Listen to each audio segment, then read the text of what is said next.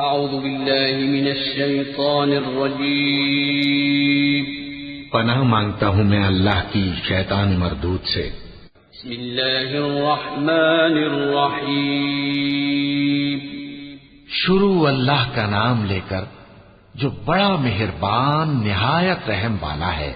قل اعوذ برب الناس ملک الناس الہ الناس من شر الوسواس الخناس الذي يوسوس في صدور الناس من الجنة والناس۔ کہو کہ میں انسانوں کے پروردگار کی پناہ مانگتا ہوں، یعنی لوگوں کے بادشاہ کی، لوگوں کے معبود کی، اس بڑے وسوسہ ڈالنے والے کی برائی سے جو اللہ کا نام سن کر پیچھے ہٹ جاتا ہے، جو لوگوں کے دلوں میں وسوسے ڈالتا ہے، خواہ وہ جنات میں سے ہو یا انسانوں میں سے۔